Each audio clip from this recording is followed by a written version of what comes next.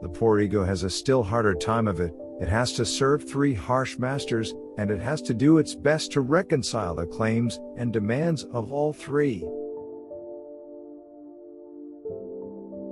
At the height of being in love, the boundary between ego and object threatens to melt away. The repressed merges into the id as well, and is merely a part of it.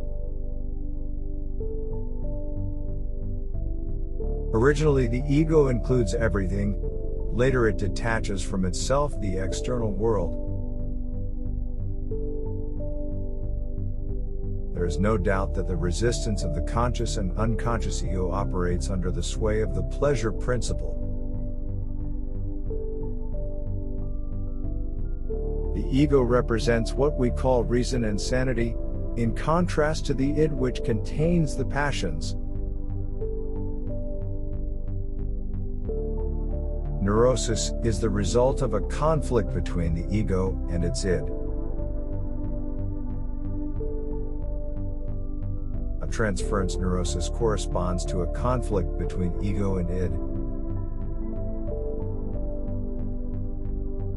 The repressed is only cut off sharply from the ego by the resistances of repression. It can communicate with the ego through the id. The ego feeling we are aware of now is thus only a shrunken vestige of a far more extensive feeling. The ego is first and foremost a bodily ego. It is not merely a surface entity, but is itself the projection of a surface. Everyone has wishes which he would not like to tell to others, which he does not want to admit even to himself. The virtuous man contents himself with dreaming that which the wicked man does in actual life.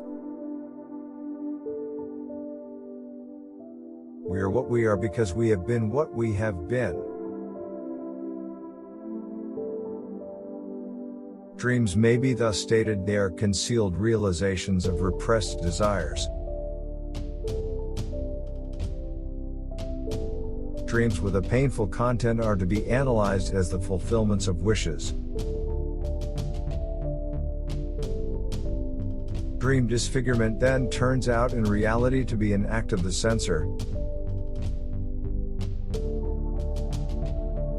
The ideas so far produced are insufficient for the interpretation of the dream. The dream is a sort of substitution for those emotional and intellectual trains of thought.